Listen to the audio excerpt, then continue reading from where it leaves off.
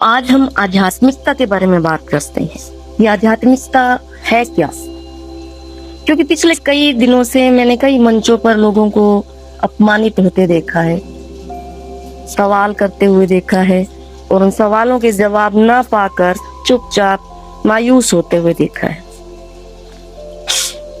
आध्यात्मिकता का जन्म किसी डर से नहीं हुआ, वह तो मनुष्य की उस जिज्ञासा से निकली थी जो आकाश को देखकर पूछती थी कि मैं कौन हूँ, जीवन क्या है। लेकिन आज जब कोई व्यक्ति आध्यात्मिक मंचों पर सिर्फ एक सवाल पूछ लेता है तो उसे अहंकारी, नास्तिक, भ्रमित घोषित कर दिया जाता है। यह बदलाव चौंकाता है, क्योंकि अगर आध्यात्मिकता वास्तव में सत्य की खोज है तो प्रश्न उसका पहला चरण होना चाहिए, अंत नहीं। यह परिवर्तन संयोग नहीं है, यह उस जगह का संकेत है जहाँ आध्यात्मिकता धीरे धीरे सत्ता में बदल रही है। कहा जाता है मनुष्य होकर ईश्वर पर सवाल उठाते। मैं कहती हूँ ईश्वर को आपके प्रश्नों से कोई असुविधा नहीं होती। वह तो हजारों वर्षों से मनुष्य को सोचते हुए देख रहा है, भटकते हुए, गलतियां करते हुए और फिर स्वयं को खोजते हुए देख रहा है। डर ईश्वर को नहीं लगता है, डर उन्हें लगता है जो ईश्वर के नाम पर अपनी सत्ता खड़ी कर रहे हैं। ईश्वर आपके प्रश्नों से नाराज नहीं होता है, नाराज वे लोग होते हैं जो ईश्वर के नाम पर अपने आप को, अपने डर को छुपा रहे हैं। जब कोई कहता है कि सवाल मत करो, बस मानो, तो वह आपको ईश्वर के पास नहीं, अपने नियंत्रण के भीतर बुला रहा होता है। सवाल मनुष्य को असहज करते हैं, लेकिन आप पवित्र नहीं। अगर प्रश्न करना ही गलत होता तो वेद, उपनिषद, नानक, बुद्ध, कबीर कभी जन्म ही नहीं पाते। जिस व्यवस्था को प्रश्नों से डर लगता है वह सत्य की नहीं, नियंत्रण की व्यवस्था होती है। जब कोई आपको कहता है जो मैं कहता हूँ बस उसे मान लो बिना सवाल उठाए, तो वह आपको ईश्वर की ओर नहीं, अपनी सीमा में बुला रहा होता है। आस्था बनाम अंध भक्ति बहुत छोटा सा सूक्ष्म सा फर्क है, समझना होगा। आस्था आपको भीतर से मजबूत करती है, वह कहती है तुम सोच सकते हो। आस्था कहती है समझो, महसूस करो, चुनो। अंध भक्ति आपको भीतर से खोखला करती है, वो कहती है तुम सोचने के योग्य नहीं हो। आस्था आपको बड़ा बनाती है, वहीं अंध भक्ति आपको छोटा बनाती है, हीनता का एहसास देती है। अंध भक्ति कहती है डरो, झुको, सवाल मत करो, चुप रहो। जहां आस्था स्वतंत्रता देती है, सोचने की, सवाल करने की, संवाद करने की, वहीं अंधभक्ति में व्यक्ति पंगु हो जाता है, उसके लिए आदेश ही आधार बन जाता है। आस्था आपको ईश्वर के करीब लाती है और अंधभक्ति आपको गुरु के नीचे बिठाती है। और जहाँ ऊपर नीचे का क्रम बन जाए ना, वहां कैसी आध्यात्मिकता, वहां तो शासन चलता है। आध्यात्मिकता कभी यह नहीं कहती कि ऐसे चलो, ऐसे बोलो, ऐसे जियो। वह कहती है खुद देखो, खुद समझो और खुद चुनो। अगर कोई मार्ग आपसे आपकी सोच छीन ले तो वह मार्ग नहीं, मार्गदर्शन का भ्रम है। जहाँ प्रश्न करना ही अपराध हो वहाँ सत्य बचता ही कहाँ है। वहाँ केवल शांति का अभिनय और भय की जड़ें होती है। और जो शांति डर से पैदा हो वह आध्यात्मिक नहीं, राजनीतिक होती है। ऐसे स्थान पर प्रवचन एक तरफा होते हैं, संवाद को अहंकार समझा जाता है, असहमति को अपरिपक्वता कहा जाता है और मौन को भक्ति मान लिया जाता है।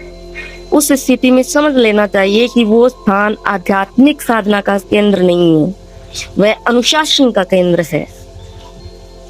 बस मान लो, यह वाक्य सबसे खतरनाक है।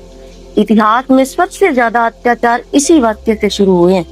बस मान लो, मान लो कि तुम गलत हो, मान लो कि तुम्हारा प्रश्न करना पाप है, मान लो तुम जो पूछ रहे हो वो गलत है, मान लो कि सत्य तुम्हारे भीतर नहीं है। जब ये मान्यता जड़ पकड़ लेती है तो मनुष्य अपने विवेक से धीरे धीरे दूर होता जाता है। सच्चा गुरु आपको खोलता है, आपकी समझ को विकसित करता है, उसमें मदद करता है, आपके विकास में सहयोगी बनता है, ताकि आप सोच सकें, समझ सकें, प्रश्न उठा सकें और उन प्रश्नों के निवारण भी खोज सकें। वह आपके प्रश्नों से डरता नहीं है, क्योंकि वह जानता है कि हर प्रश्न शिष्य की चेतना के विस्तार का संकेत है। जो गुरु सवाल पूछने को अपमान समझे, चुप कराए, दोषी ठहराए, वह गुरु नहीं, सुरक्षा घेरा है अपने डर का। आपका चुप हो जाना आपकी चेतना पर पहरा है, विकास में बाधा है। सवाल उठने चाहिए, उसी से तो पता चलता है कि आप सोचते हो। अगर मौन सवाल गिर जाए, अगर आप स्वेच्छा से ही मौन हो जाते हैं तो अच्छी बात है, ये शुभ है। लेकिन जो मौन डर से उपजे, सजा के भय से या बहिष्कार से, वह साधना नहीं, दम घुटने की अवस्था है। बहुत से लोग आज आध्यात्मिक मंचों पर शांत दिखते हैं, लेकिन भीतर वो बोल नहीं पा रहे। आध्यात्मिकता आपसे ये नहीं कहती कि आपको कैसे जीना है, वह कहती है इतना जागरूक हो जाओ कि कोई तुम्हें गलत दिशा में हाँक ना सके।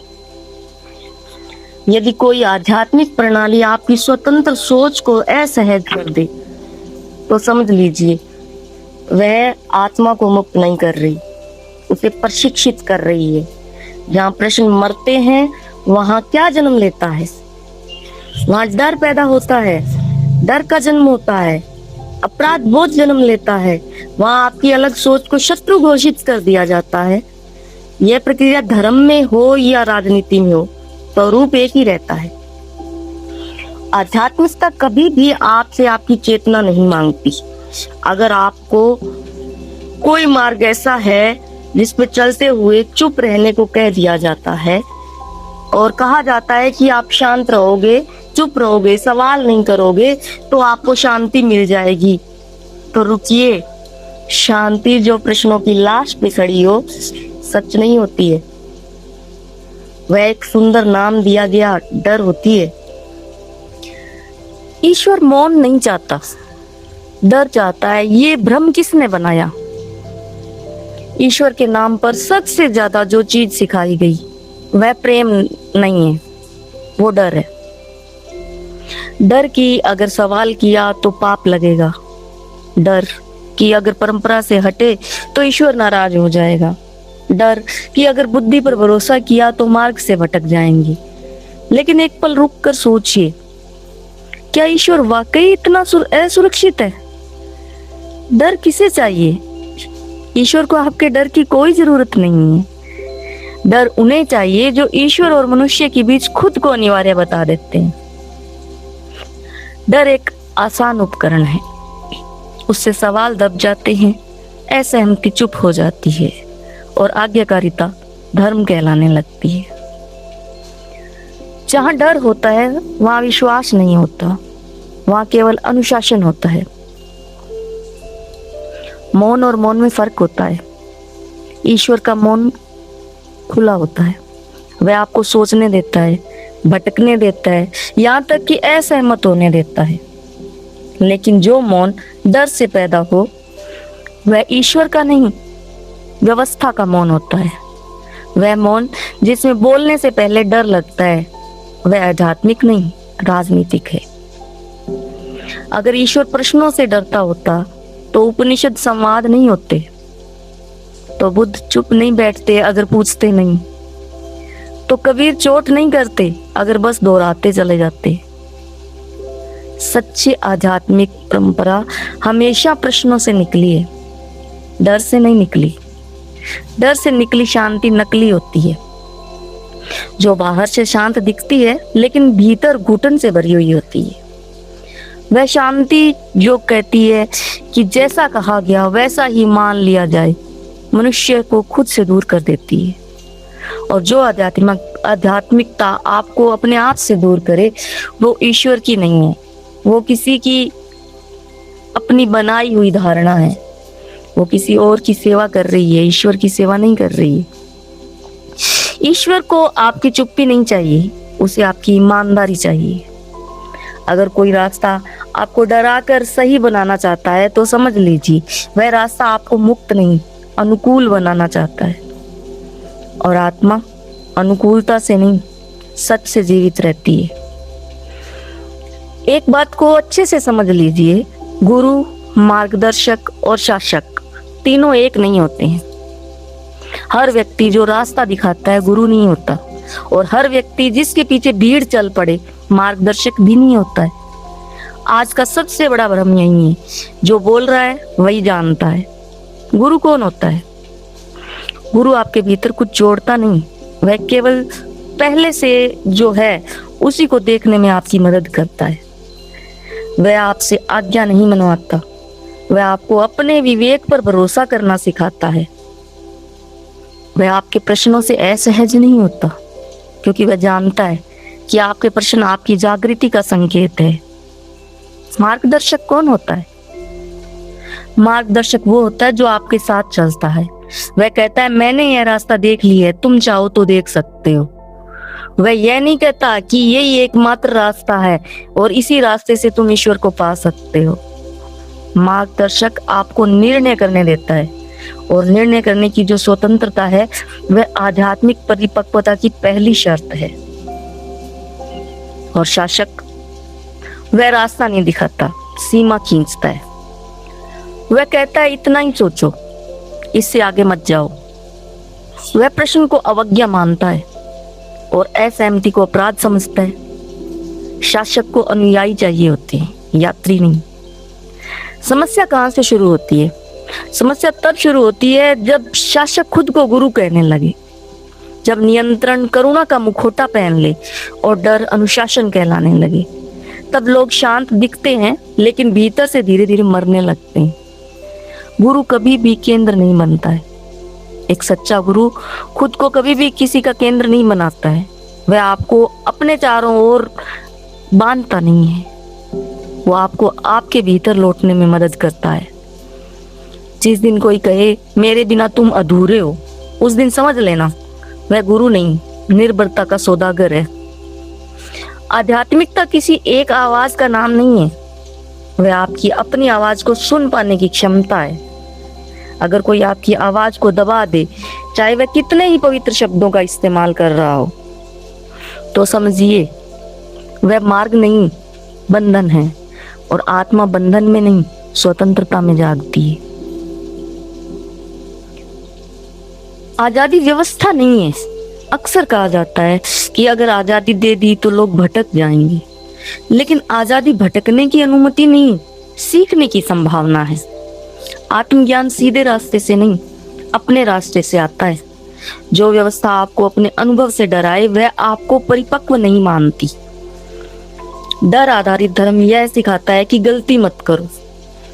आजादी आधारित आध्यात्मिकता यह सिखाती है कि गलती करो, गलती से सीखो और अपनी गलती को समझो और अपनी गलती की जिम्मेदारी खुद लो। आत्मा आज्ञा से नहीं, जिम्मेदारी से जागती है। आत्मज्ञान सुरक्षित नहीं होता है, उसमें पुराने विश्वास टूटते हैं, पहचानें बिखरती हैं और कभी कभी आप अकेले पड़ जाते हैं। इसलिए डर आधारित व्यवस्था आत्मज्ञान से डरती है, क्योंकि जागा हुआ व्यक्ति नियंत्रित नहीं होता।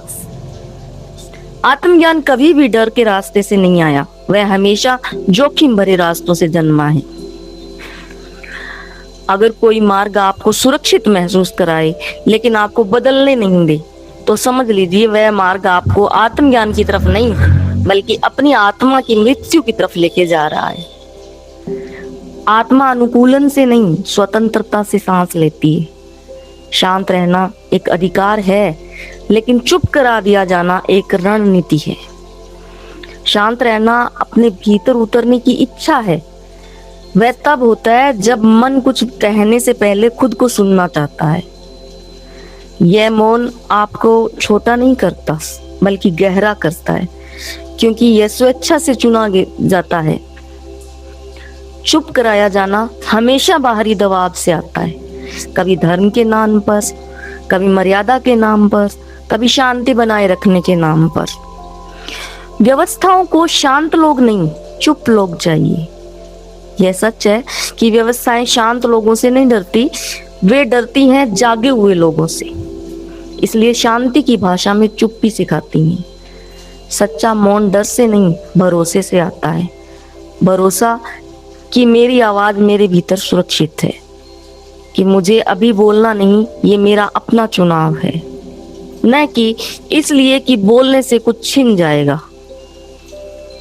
एक जरूरी पहचान, अगर आपका मौन आपको अधिक करुणामय बनाता है तो वह साधना है, और अगर आपका मौन आपको अपने ही सवालों से दूर कर दे तो वह संकेत है कि कुछ ठीक नहीं है।